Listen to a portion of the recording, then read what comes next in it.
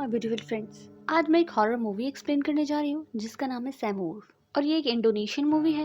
And horror में Indonesian movie वाकई तारीफ करने के लायक होती है।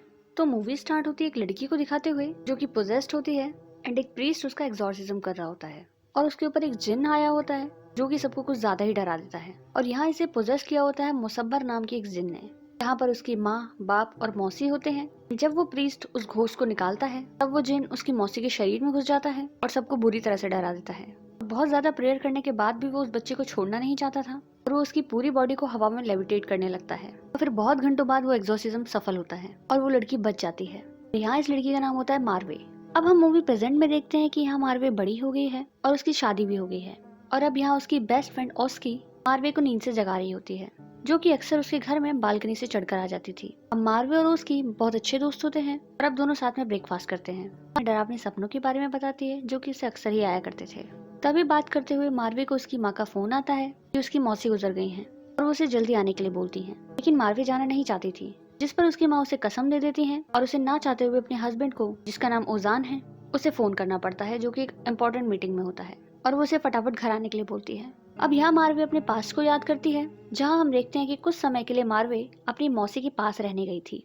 वहाँ उसकी मौसी रात भर एक अजीब हरकतें करती रहती थी। वो दीवारों को चाटती रहती थी और ऐसा लगता था कि जैसे उन्हें किसी ने पोजेस किया हुआ है। मार्वे को उनसे बहुत डर लगता था, लेकिन वो बच्ची थी इसलिए कुछ नहीं कर सकती थी और आज भी वो उन यादों से बाहर नहीं आ पाई है। आज भी रात को अक्सर उसे ऐसे डरावने सपने आते हैं। वो पुरानी बातें भुलाने को कहती है, जिस पर मार्वे उसे पूरी कहानी बताती है कि उस पर बचपन में काला जादू किया हुआ था और वो किसी और ने नहीं, उसकी मौसी ने ही किया था। उनकी मौसी उसकी और उसकी माँ से बहुत ज्यादा जलती थी और जब उसकी माँ को ये सब पता चला और उन्होंने उसकी मौसी से पूछा तो मौसी ने उसे ही घर से निकाल दिया। और मार्वे को उसकी मौसी ने घर में भी इसीलिए रखा था ताकि वो इजिली उस पर काला जादू कर पाए। अब एक्चुअल में होता यह है कि मार्वे की मौसी हमेशा ही मार्वे की माँ से बहुत ज्यादा जलती थी, कि मार्वे की माँ के पास सब कुछ था और मौसी के पास कुछ नहीं। इसीलिए उन्होंने बचपन में मार्वे को अपने घर रखा था, कि बीच में मार्वे की माँ की कुछ फाइनेंशियल कंडीशन की वजह से मार्वे को अपने पास रख नहीं पा रही थी। तो उसकी मौसी ऑफर करती हैं कि मार्वे को वो अपने पास रख लेंगी। वहीं पर वो उस पर ब्लैक मैजिक करने लगती हैं। मौसी एक्सपायर हो गई हैं, तो उसकी माँ, क्योंकि उनकी नाना जी की लास्ट विश थी कि दोनों बहनें हमेशा साथ रहें, बस इसीलिए उसे बुला रही हैं। अब इतने में ओजान आ जाता है और वो दोनों उसकी मौसी के घर निकल पड़ते हैं। अब रास्ते में स्ट्रेस की वजह से मार्वे को नींद आ जाती है और वो एक बेहद ही डरावना सपना देखती है, जहाँ पर वो अपनी मौसी के घर है और वहाँ पर उसकी माँ के साथ और भी बहुत सारी औरतें हैं और वो सारी औरतें पोजेस हो गई हैं और वो किसी रिचुअल के लिए मार्वे को पकड़ने की कोशिश कर रही हैं।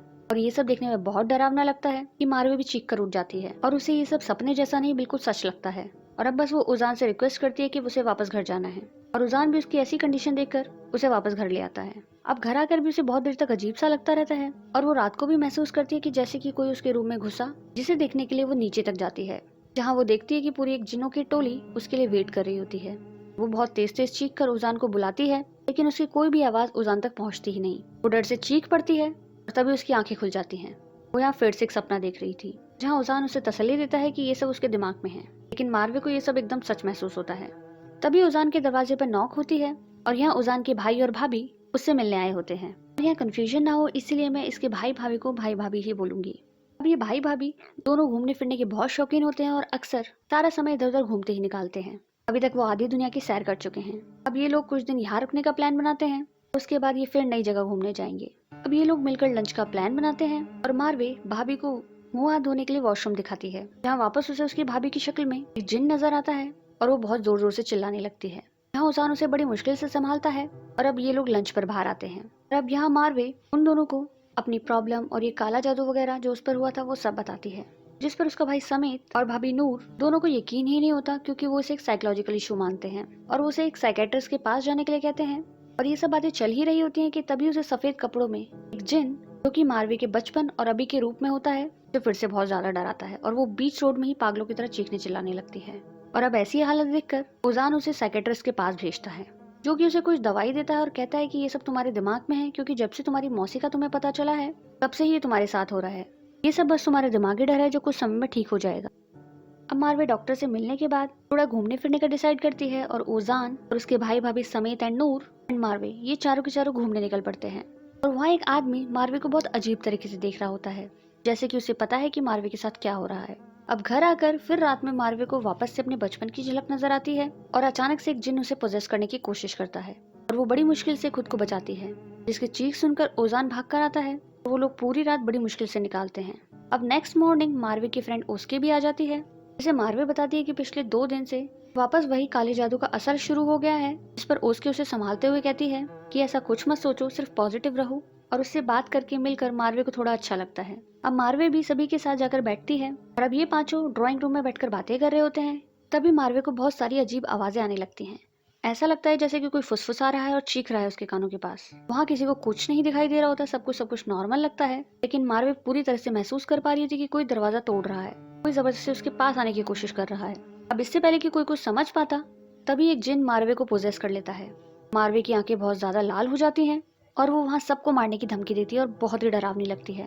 अब यहाँ तो सबकी हवाइयाँ ही उड़ जाती हैं कि अचानक से हुआ क्या। अब उजान उसे बेडरूम में ले जाता है जहाँ मार्वे उसे मारने की कोशिश करती है। अब लोग बड़ी मुश्किल से उसे काबू करते हैं, तब तक वो बेहोश हो जाती है। अब उजान वापस उसी आदमी के पास जाता है जो कुछ टाइम पहले उसे घूर रहा था, क्योंकि वो एक जाना माना शमन था।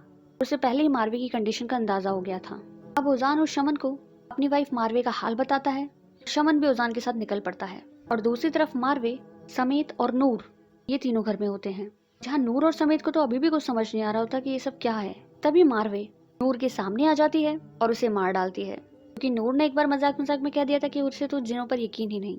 और यहाँ मार्वे उसका पूरा शरीर बहुत अजीब तरीके से तोड़ देती है। समेत उसके बहुत पास होता है, फिर भी उसे कुछ पता नहीं चलता और अब वो समेत को भी मार डालती है। तब तक शमन भी घर में आ जाता है और वो अंदर घुसने से पहले सैमूर नाम चिल्लाता है, क्योंकि यही उस जिन का नाम था।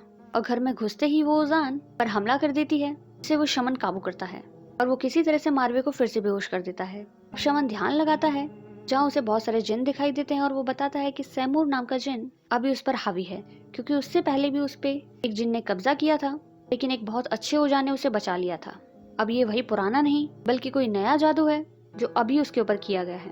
अब वो ध्यान लगाकर कुछ चीजें, जैसे कि इस घर में कुछ ताबीज छिपा रखे हैं, उन्हें ढूंढने की कोशिश करता है, जिसके लिए उसे कुछ सामान चाहिए जो कि वो उजान को लाने के लिए कहता है। और वो ओस्की को भी उसके साथ ही जाने के लिए कहता है।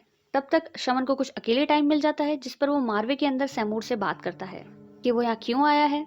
जिस पर सैमूर बोलता है बहुत ज्यादा टॉर्चर होने के बाद कि वो यहाँ आया नहीं है, उसे भेजा गया है। तभी वो शमन फ्लैशबैक में देखता है और उसके साथ हम भी देखते हैं कि मार्वे की फ्रेंड ओस्की, जो कि किसी दूसरे शमन के पास बैठकर मार्वे के ऊपर काला जादू करा रही होती है। और मार्वे की मौसी को भी उसने ही मरवाया है। ये सब उसने उजान को पाने के लिए किया है, क्योंकि मार्वे बहुत खुश थी उजान के साथ और इस सब से उसे बहुत जलन होती थी। वो हर कीमत पर उजान को पाना चाहती थी और इसीलिए उसने मार्वे पर ब्लैक मैजिक किया, ताकि मार्वे मर जाए और फिर उजान सिर्फ उसका होगा। इसके लिए उस शमन ने सुअर के खून से एक रिचुअल किया था और उसका खून उसकी मासी को पिला दिया।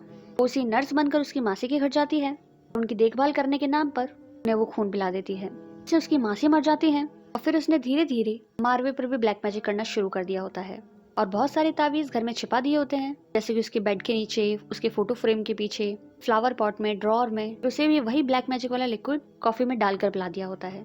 धीरे धीरे जादू काम करने लगता है, फिर मार्वे को फिर से वही सारी चीजें दिखने लगती हैं। अब यहाँ शमन सबको समझ गया होता है और इतने में ओजान और उसके भी आ जाते हैं। अब शमन एक एक करके वहाँ से सारे ताबीज निकालता है, लेकिन शमन ओजान को ओस्की की सच्चाई बता पाता, ओस्की उसे चाकू मारकर शमन की हत्या कर देती है। रोजान बस देखता ही रह जाता है कि ये सब क्या हुआ। उसे कुछ समझ नहीं आता। अब वो उजान को सब कुछ भूलकर उसे शादी करने के लिए बोलती है एंड जब उजान नहीं मानता तो वो उस पर भी हमला कर देती है और हाथापाई में चाकू ओस्की को ही लग जाता है। उसके मरते ही मार्वे भी ब्लैक मैजिक से आजाद हो जाती है और वही शमन जिसने उस जिन को मार्वे को मारने के लिए भेजा था, वो ब्लैक मैजिक कंप्लीट ना होने की वजह से वापस शमन के पास पहुंच जाता है और उसे ही मार डालता है। अब मार्वे भी होश में आ जाती है और सब ठीक हो जाता है।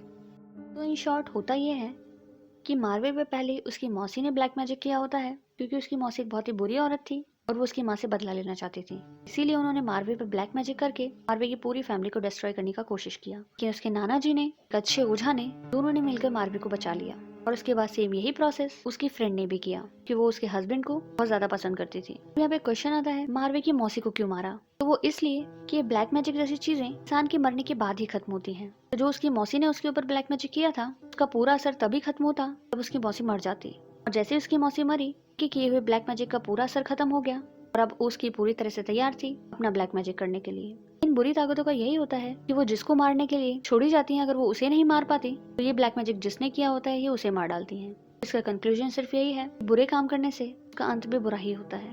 तो guys, if you like my explanation, please like, share and subscribe. Thanks for watching.